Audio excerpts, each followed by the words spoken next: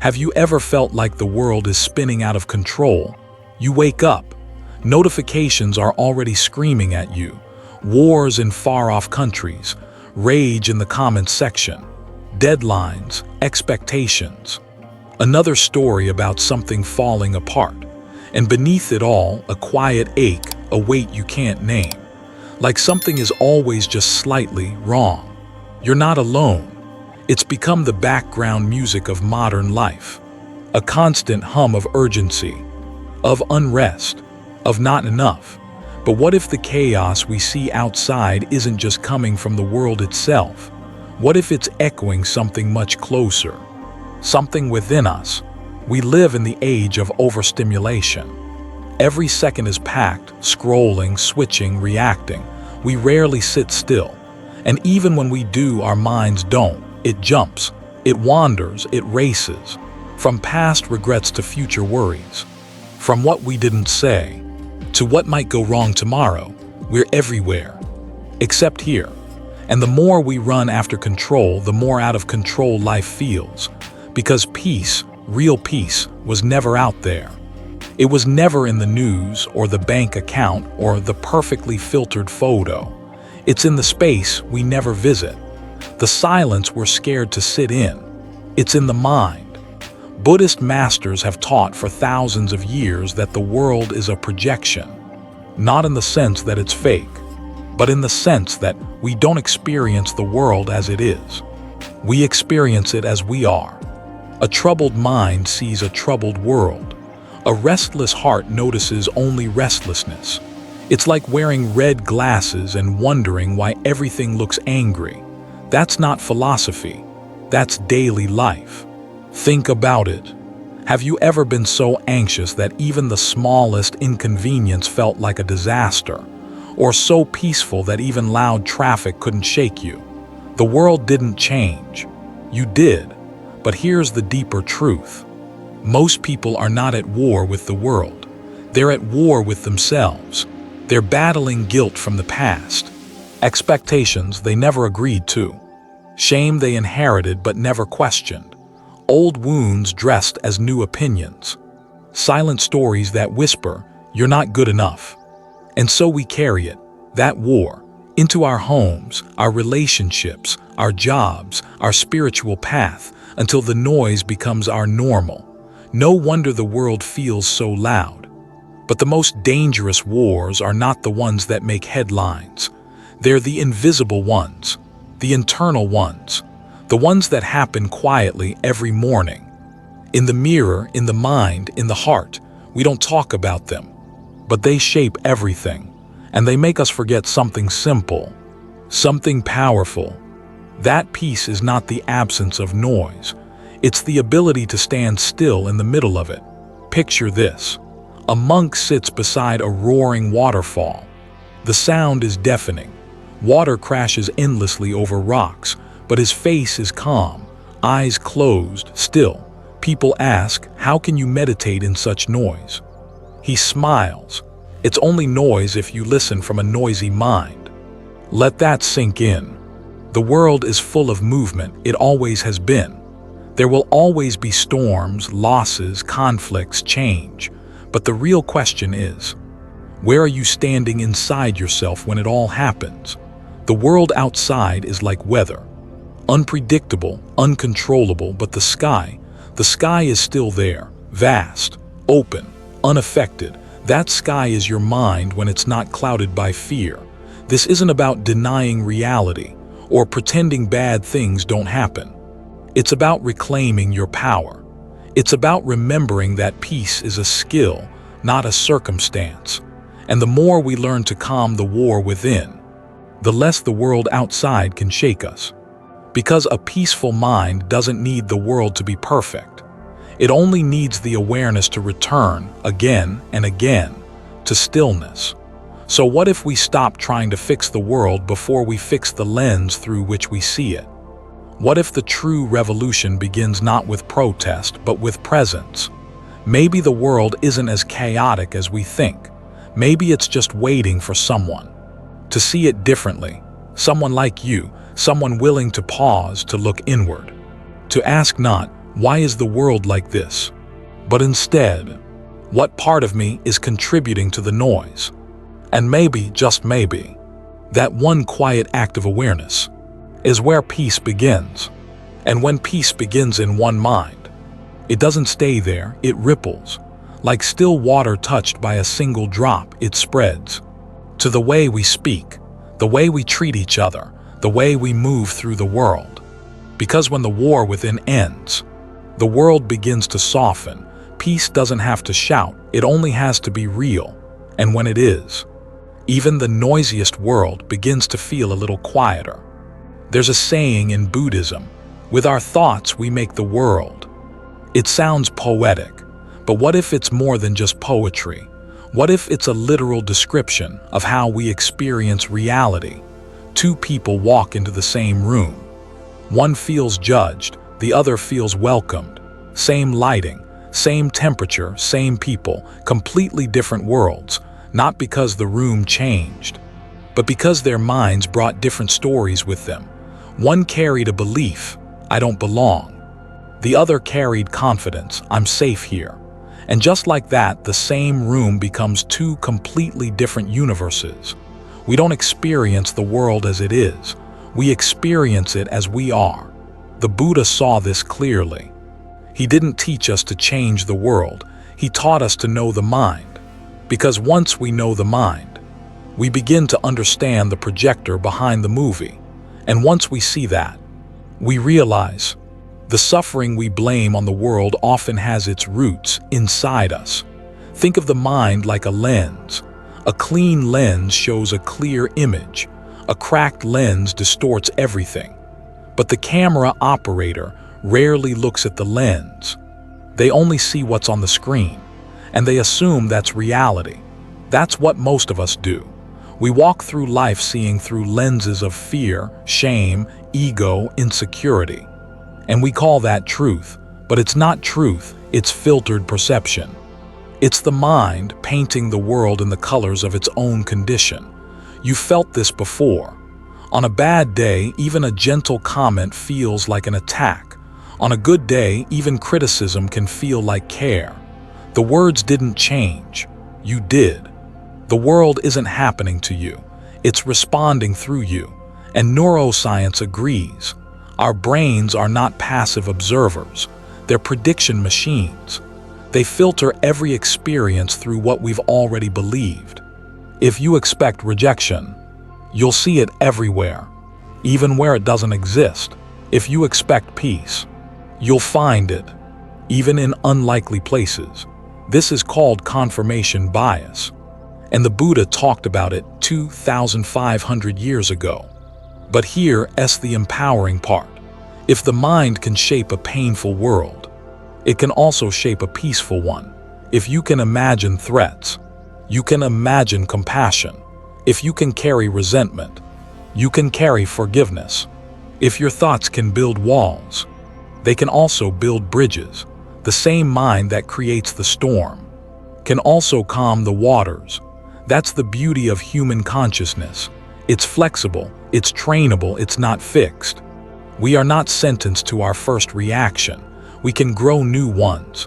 The Buddha didn't say, you are your thoughts. He said, know your thoughts. That difference is everything. Imagine standing on a beach looking at the ocean. Waves crash, wind howls, and your mind says this is chaos, but someone else stands beside you, and their mind says this is power, this is beauty, this is life in motion, same waves, different minds, different realities, so which one is true? The better question is, which one brings peace? We're not talking about fantasy, we're talking about perspective, the choice between a lens of fear or a lens of wisdom. And the lens we choose shapes our world, not just emotionally, but biologically.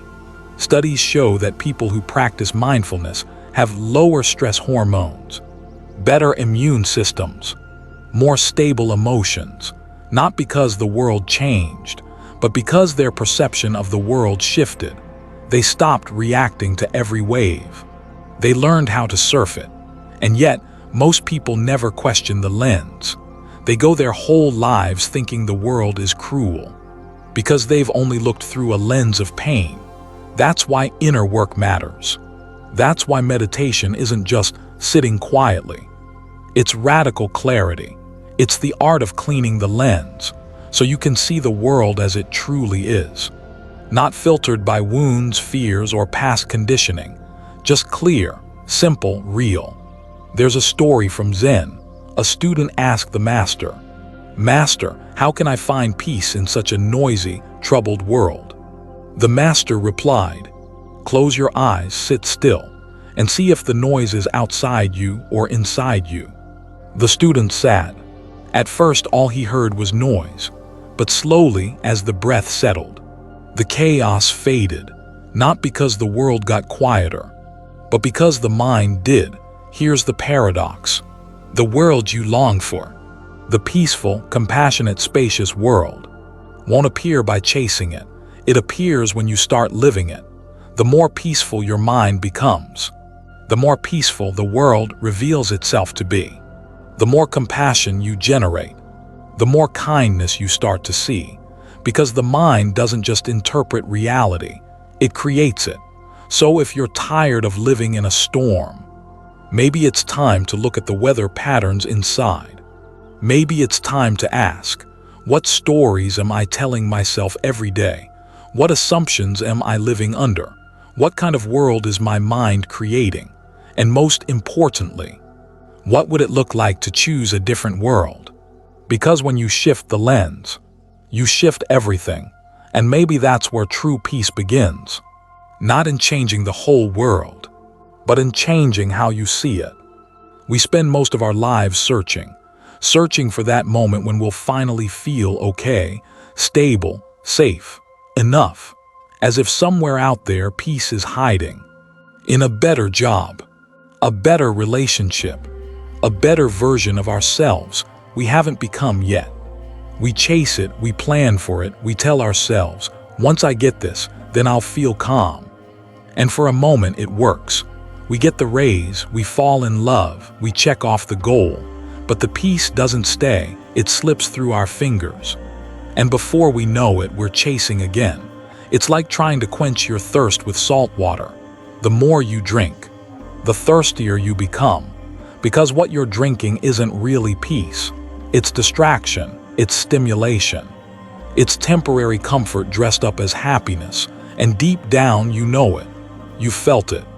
The silence that creeps in after the high, the emptiness that follows achievement, the unsettling truth that something is still missing. But you're not broken. You're just looking in the wrong places. You've been taught that peace lives in success, that it comes with more money, more control, more recognition. But real peace doesn't come from adding more. It comes from needing less. There's a story from the Buddhist tradition. A man is running, breathless, desperate. He comes across a wise old monk and says, "Please help me. The world is chasing me. I can't rest. I can't breathe." The monk looks at him gently and asks, "Who told you to run?" The man pauses, and for the first time he realizes no one was chasing him. He was running from himself. Most of us are. We run from silence, from stillness, from the mirror of the present moment. We fill our calendars so we never have to be alone with our thoughts. We buy things we don't need, to impress people we don't know, to escape feelings we haven't faced. But peace doesn't come from escape. It comes from turning around, facing the storm, sitting still, and noticing that most of what we feared was just the noise of an untrained mind. Social media tells you to build your dream life. Spirituality tells you to wake up from the dream, and waking up isn't glamorous, it's not aesthetic, it doesn't always look peaceful, but it leads to peace. Because when you stop running, you start noticing the ground beneath your feet. When you stop chasing, you start arriving. Think about the last time you felt truly at peace, not excited, not distracted, not entertained, but deeply okay without needing anything to be different. Chances are, it wasn't when you had more. It was when you were more present. Maybe it was watching the sunset in silence, holding someone's hand without words, breathing deeply, and realizing, just for a moment, that there's nothing to fix. That's peace, and it didn't come from the outside. It came from your ability to let go. But letting go is hard when you're taught to cling. We cling to roles, to identities, to the image of how life should look. We say, "I can't be happy until," and fill in the blank with 1,000 little conditions. And then we wonder why happiness feels so far away. But what if peace isn't a destination? What if it's a default, covered up by all the things we think we need? The Buddha taught that craving is the root of suffering, not desire itself, but the grasping, the neediness, the "I must have this to be okay." And the moment you need something from the world to feel whole, you give the world control over your peace. But what's built on the outside can always be taken. A job, a house, a title, a person. What's built inside is yours forever. There's a quote from a Zen master: "The one who seeks is the one who gets lost." Not because seeking is wrong, but because it assumes that what you need isn't already here.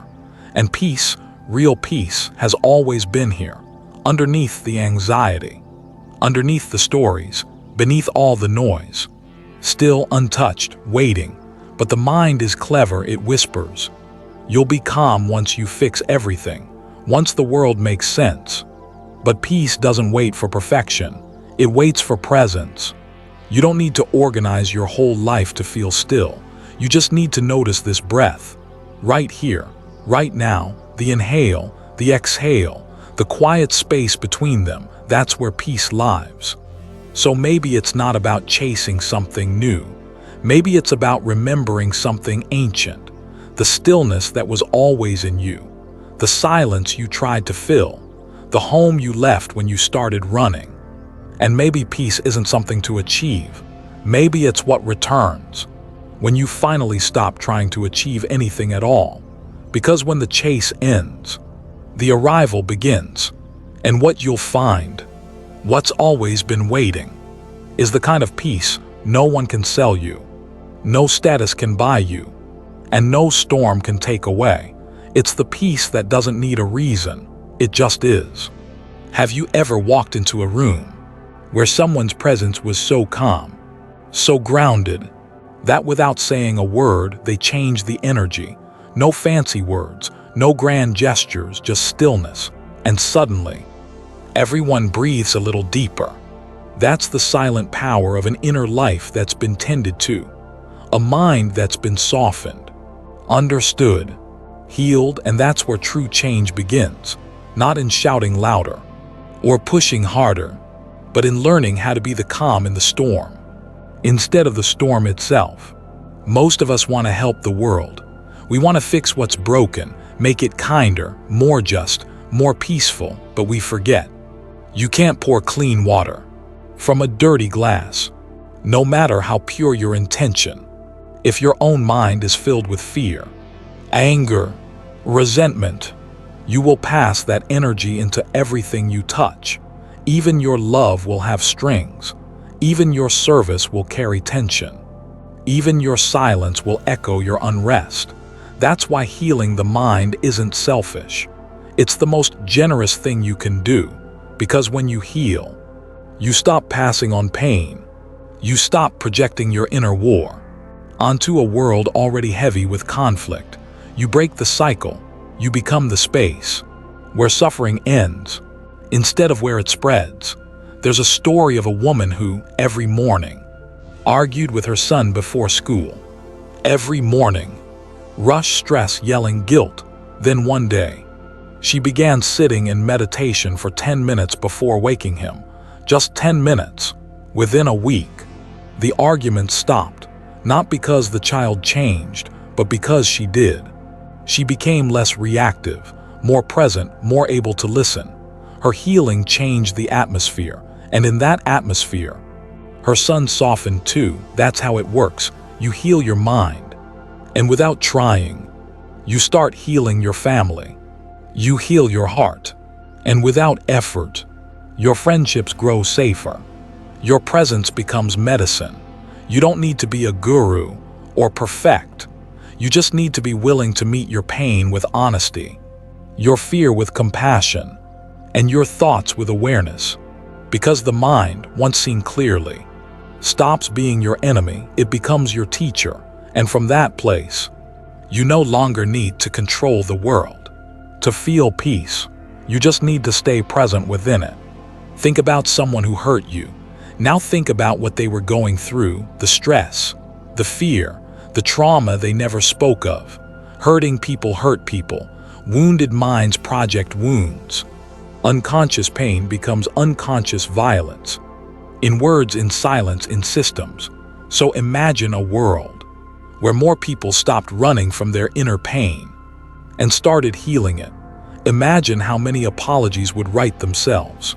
How many arguments would never happen, how many hearts could finally rest.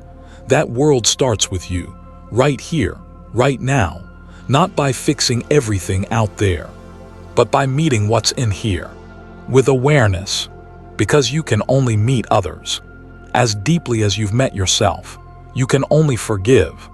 As deeply as you've faced your own shame, you can only offer peace, from a place that knows what peace feels like. And if you've never tasted it, how will you share it? Healing isn't linear. It doesn't always look graceful. Sometimes it looks like tears at 2 a.m., sometimes it looks like choosing silence, when every part of you wants to scream. But slowly, the storm calms, the noise dims, and you begin to feel. Space to breathe, to choose, to listen, really listen without the filter of your wounds. And when you show up like that, people feel it, not because you fixed them, but because you didn't demand they fix you. You became safe, and in your safety, they could soften. That's how healing spreads, not through force, but through presence. The world doesn't need more perfection. It needs more people, willing to do the quiet work of understanding themselves. It needs fewer performers and more peacemakers. And you don't need to save the world. You just need to stop adding to its pain. Sit with your mind. Understand it. Not to judge, but to meet it. Not to escape it, but to walk beside it. Like an old friend you're learning to trust again. Because every moment you return to your breath. Instead of your anger, you're planting peace. Every time you hold a hurt with compassion, instead of blame, you're watering a future where less violence blooms. Every time you pause, you break 1,000 old patterns. And in those quiet breaks, the world changes, not with noise, but with awareness. So if you've been wondering where to begin, start here, start with you. Because the most radical way to heal the world is to become the kind of person who no longer contributes to its suffering. Stand in front of a mirror, scowl, and what do you see? A frown, tight brows, tension staring back at you. Smile and the reflection softens, the eyes light up, the whole face brightens. But did the mirror change? No, you did. And the mirror simply followed. That's not just glass, that's the world. Every moment, life reflects you back to yourself, not always in obvious ways, but in tone, reaction, vibe, energy. You wake up irritated, and somehow the whole day trips over itself. The coffee spills, the traffic hits, someone snaps at you for no reason. But then, other mornings, you feel grateful, light, at ease. And suddenly that same world feels gentler, softer. Even when it's not perfect, you are different, and that difference shifts everything. The Buddha once said, "With our thoughts we make the world, not as poetry, as truth." Because your mind isn't just interpreting the world, it's shaping it, filtering it, coloring it. A fearful mind sees threats, a greedy mind sees lack, an angry mind sees enemies, but a peaceful mind, it sees clearly. And in that clarity, compassion arises, not because the world became less cruel, but because you stopped projecting cruelty onto it. You've met them before. The people who walk into chaos, and somehow bring peace. They don't control anyone, they don't have to. Their presence speaks louder than words. Why? Because they've cleaned the mirror, they've cleared the fog. They're not reacting to their own distortions anymore. So the world, when it reflects back to them, comes through more gently, not perfectly, but more honestly. Think of someone who always sees the worst in others. They're constantly betrayed, disappointed, let down. Now think of someone who expects the best. And somehow people rise to meet it. Are they just lucky? Or are they seeing what they expect to see? That's the mirror effect. It doesn't mean you cause every hardship, but it does mean your inner landscape is the lens through which you see the outer world. And the lens matters. This is why mindfulness is so powerful, because it's not about escaping the world. It's about seeing it as it is, not as you fear it might be. It's about catching your own mind before it paints monsters where there are none, or creates villains out of wounded people. Just like you, it's about remembering your reaction says more about you than the situation ever could. And when you know that, you become free to respond instead of react, free to hold space instead of control it, free to see clearly. Even when things aren't pretty, there's a Zen saying, when the mind is still, the world is still. Not because the world has stopped, but because the storm in you has. Stillness inside becomes stillness outside, not always in others, but in how you meet them. You stop throwing stones into the water and blaming the ripples for disturbing your peace. You realize the ripples began with you. It's a tough pill to swallow. Ego resists this truth. It wants to believe they are the problem, that life is unfair, that circumstances are to blame, but that mindset keeps you powerless. The mirror is always there. You can curse it, fight it, try to smash it to pieces, but it's not the mirror that needs changing. It's the face you're bringing to it. Try it today. Bring more gentleness into your own mind and watch how others respond. Less defensiveness, less resistance, not because they changed, but because they no longer feel your battle projected onto them. Bring patience to a tense moment. Watch how it softens the room. Bring presence to a distracted space. Watch how others tune in. That's not magic, that's alignment. You are always setting the tone, not with your words, but with your energy. People don't remember what you said. They remember how they felt in your presence. And when your presence comes from peace, you become a mirror that reflects peace back to the world. That's how influence works, not by power, but by resonance. So if you want the world to feel safer, become safer to be around. If you want more compassion, start by listening without interrupting your own thoughts. If you want more clarity, clean your lens before judging the scene. You can't ask the mirror to smile while you frown at it. The outer world reflects the inner world. Heal your lens, and everything you see through it becomes more true. This isn't philosophy, it's lived practice. Every moment is a mirror, and the more aware you become, the more gently that mirror reflects you back. There is a place no map can show you, no GPS can find it, no one can walk you there, because it's not out there, it's within you. And yet, it may be the hardest place you'll ever try to reach. We call it home. Not the building, not the walls, but that sacred, still place where you finally belong. To yourself, that place is meditation. You see, the world keeps pulling you outward.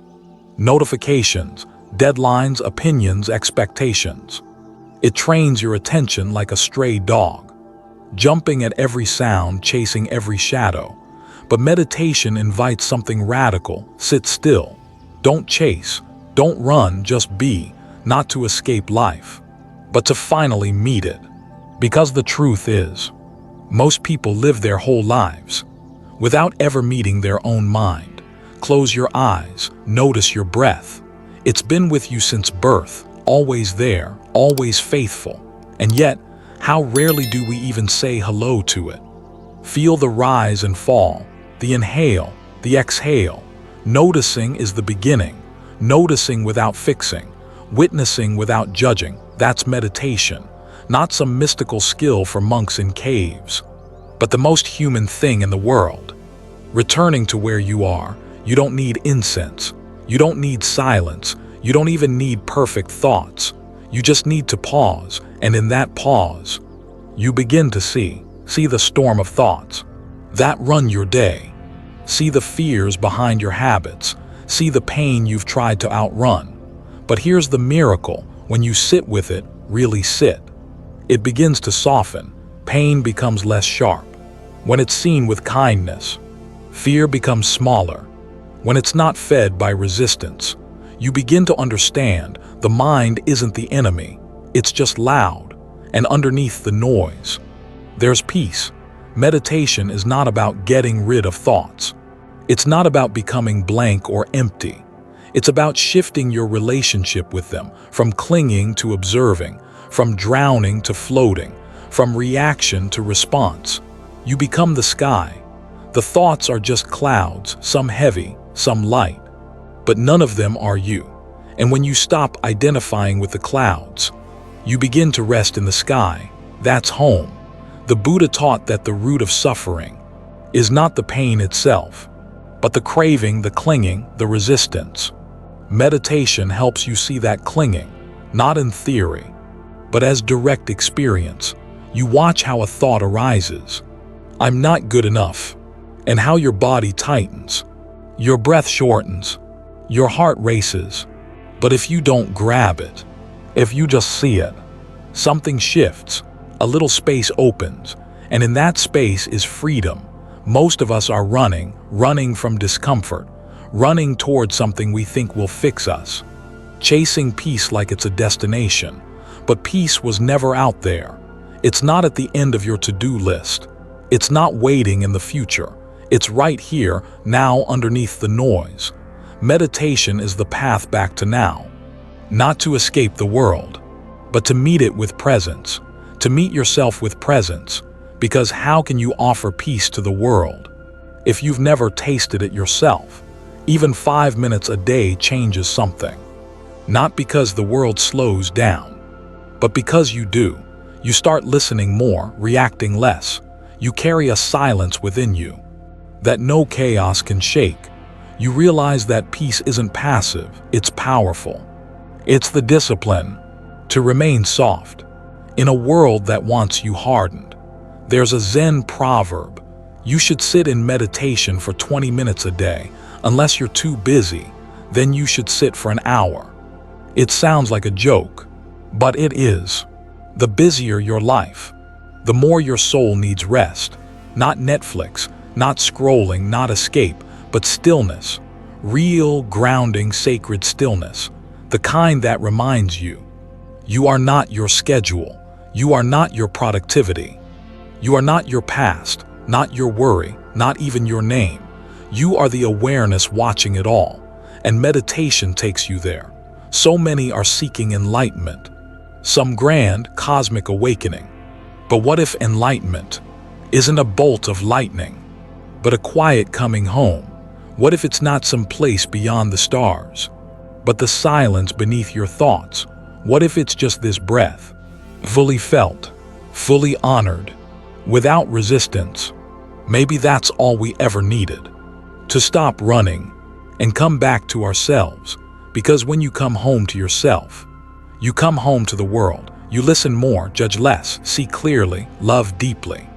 You become the kind of presence that heals without trying, that speaks without noise, that changes rooms just by sitting still. And the world reflects it back. So sit, close your eyes, feel your breath, and return. Return to the place you never truly left, but forgot how to find. This is your home, and every moment in stillness is a step closer to it. A noise, a glare, a careless word, and suddenly, your chest tightens, your fists clench, your thoughts race. In the blink of an eye, you're no longer here. You're in defense mode, triggered, reactive. That's how most of us live. Not choosing our actions, but repeating our reactions, like puppets of our emotions. We let the world push our buttons, and we just push back. But what if there was another way? What if peace isn't about what happens to you, but how you meet it? Because there's a space, a sacred space, between stimulus and response. And in that space, everything changes. That space is the art of responding. The Buddha taught, you will not be punished for your anger. You will be punished by your anger. Because when you react, when you let your pain speak first, you don't just hurt others, you hurt yourself. You burn inside, you say things you can't unsay. You lose your center. And here's the truth no one tells us. Reactions are inherited.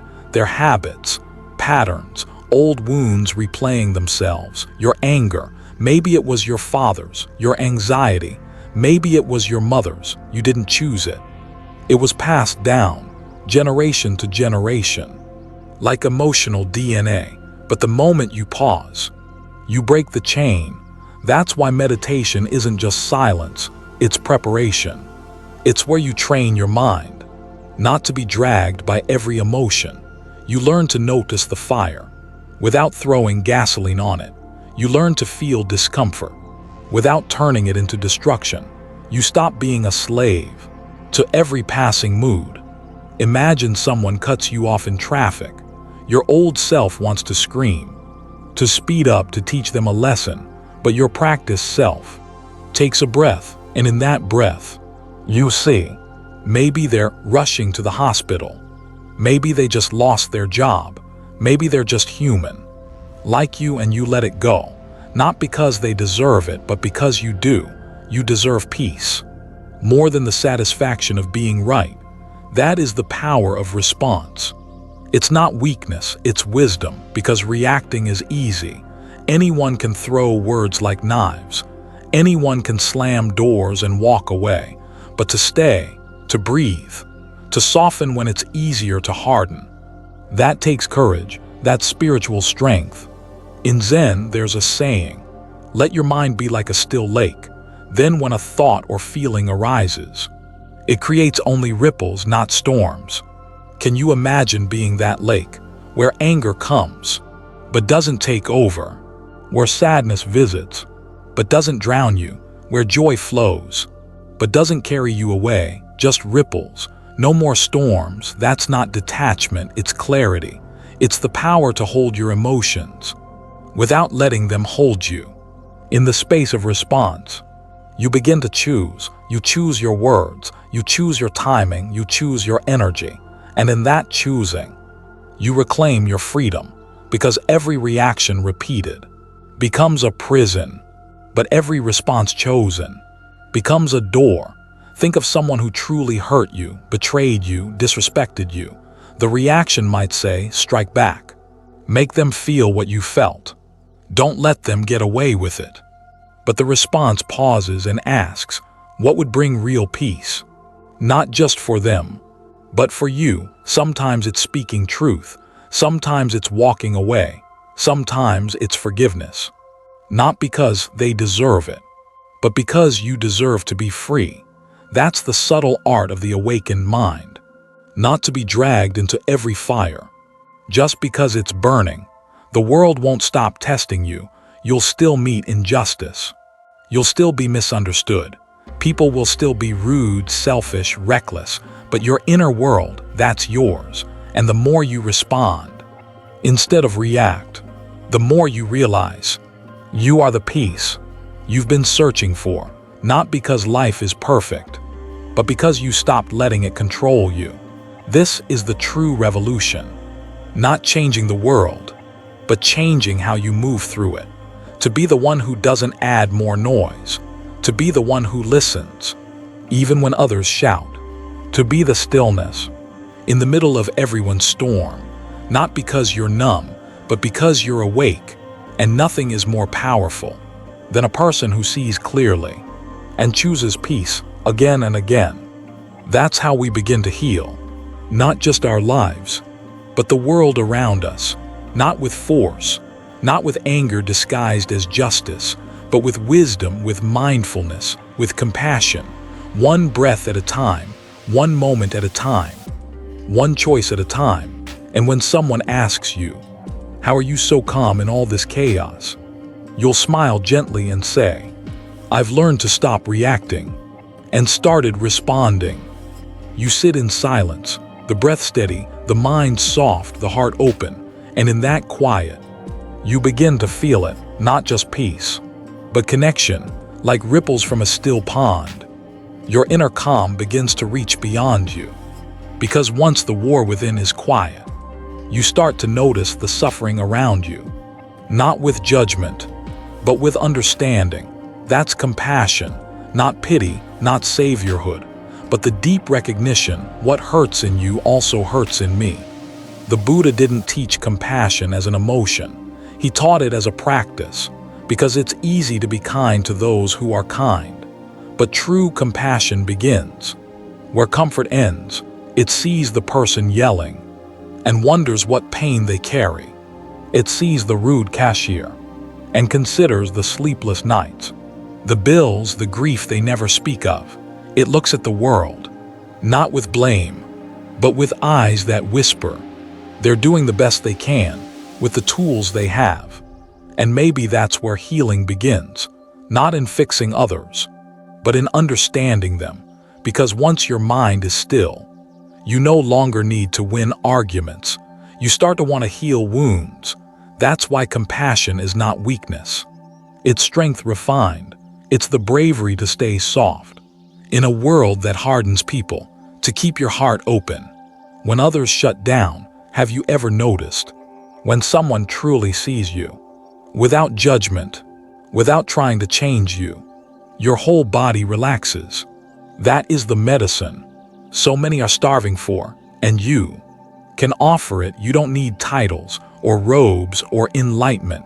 You just need presence, stillness, and a heart that listens. There's a story in the Zen tradition of a monk walking through a village where everyone ignored a sick old man. Lying by the road, they stepped over him, looked the other way, avoided his suffering, but the monk sat beside him, held his hand, gave him water. No words, no sermons, just presence. Later someone asked, "Why did you stop for that man? He can't offer you anything." The monk smiled, "Because he is me." That is the root of compassion. Not giving to others, but recognizing there are no others. When your heart is calm, your vision clears. You begin to see the beggar as your brother, the stranger as your sister, the hurting as part of you. It's no longer about doing good deeds.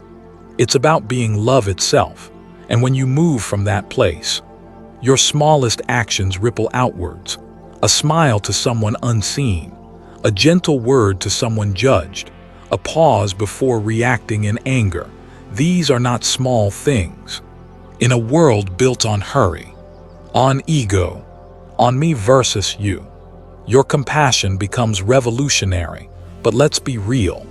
Compassion isn't always easy.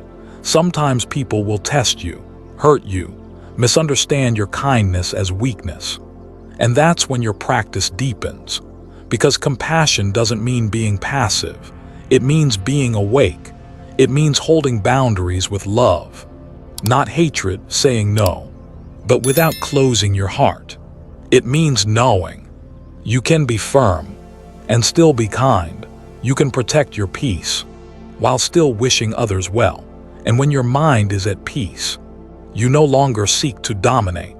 You seek to understand. You stop labeling people as good or bad and begin to see them as wounded or whole. And even when someone lashes out, you begin to ask not what's wrong with them, but what happened to them. You don't excuse behavior, but you choose not to add more harm. That is sacred restraint. That is the compassion that changes the world. In Buddhism, we speak of the Bodhisattva, the awakened being who delays their own enlightenment to stay behind and help all others awaken. But you don't have to wait. To be a Bodhisattva, you become one. The moment your practice becomes bigger than just me. When your calm becomes a shelter for someone else's storm. When your listening becomes a balm to someone's pain. That's compassion in action. So next time you meditate, don't just seek peace for yourself. Hold in your heart someone who's hurting. Breathe for them, wish them ease, wish them safety. And in doing so, you'll feel it. Peace expanding. One thought, one heart, one soul at a time. The world doesn't need more critics. It doesn't need more noise. It needs more people whose presence heals. You can be that, not by changing the world, but by changing how you meet it. With softness, with steadiness, with the quiet power of a compassionate heart. And when people ask, how do you stay kind in a world like this? You'll smile and say, because someone once held space for me. Now it's my turn. No flags, no slogans, no fists in the air, just breath, stillness, awareness. It may not look like a revolution, but it is. Because in a world addicted to noise, silence is radical. In a culture built on outrage, calm is rebellion. And in a time when everyone is trying to be heard, choosing to listen, that's power. We often think the world changes through force, through speeches, through protests and policies. And yes, those have their place. But the most enduring revolutions don't begin in parliaments or platforms. They begin in the human heart, when just one person chooses not to pass on their pain, not to speak from anger, not to act from fear. That's the quiet beginning of a new world. There is a story of a monk walking past a burning building. People rushed with water buckets, yelled for help, ran in panic. The monk didn't join the noise. He walked to the edge of the flames, sat down, and meditated. Someone shouted, "Why aren't you helping?" He opened his eyes and said, "I am, by not adding more fire." You see, we live in a time where everyone is reacting, tweeting, posting, proving, correcting, fighting. But who is actually listening? Who is actually transforming? Silence isn't an action. It's choosing not to react with ego. It's saying, I will not be part of the storm. That's what this silent revolution is about. Not silence as escape, but as presence. You walk into a room, and instead of pushing your opinion, you hold space. Instead of winning the conversation, you elevate the energy. You don't have to speak loudly to shift the atmosphere. Your being does the work. Remember, the Buddha never built an empire. He built a path, quiet, open, available to all. And yet his teachings have lasted over 2,500 years. Why? Because truth doesn't need to shout. It just needs to resonate. It vibrates in the stillness. Between one word and the next, it lives in the gap between thought and action. And the more you practice, the more you'll feel it. The revolution begins, not when others change, but when you do. This world has seen enough speeches, enough dogma, enough people trying to fix the world without ever looking inward. But the great teachers, they changed the world by changing themselves. And through that change, they became a field of peace that others couldn't help but feel. They didn't shout about compassion. They became compassion. They didn't argue for love. They embodied love. That's the silent revolution. And the best part, you don't need anyone's permission to join it. You don't need a stage or followers or applause. You just need to begin. Right where you are. Start with one breath, one pause, one choice not to react, one act of kindness that no one will ever see. That's how the old world crumbles, not in flames, but in stillness. So when others shout, you can whisper peace. When others rush, you can walk slowly. When others seek validation, you can rest in presence. This isn't weakness. This is warriorship of the spirit. And every moment you refuse to add more noise, you become a lighthouse in the fog. Not everyone will notice. Not everyone will understand, but someone will feel it. And in that feeling, Something shifts. The world doesn't need more noise. It needs more clarity. It needs people who aren't looking to be right, but to be real. It needs hearts that beat with quiet courage, not performance, and that is you. If you've walked this far, if you've sat with your pain, healed your reactivity, cultivated stillness, and let compassion overflow, then you are already part of the revolution. You're not here to fix the world by force. You're here to light a candle. In the dark, one small flame, one quiet presence, and that's all it takes. For others to see a path forward, not through argument, not through dominance, but through still, unwavering peace. Because one person at peace is more powerful than 1,000 in conflict. One heart open is more healing than 1,000 opinions shouted. And when your mind is no longer at war, your life becomes the message. No hashtags, no fame, just presence. That is how the world begins to change.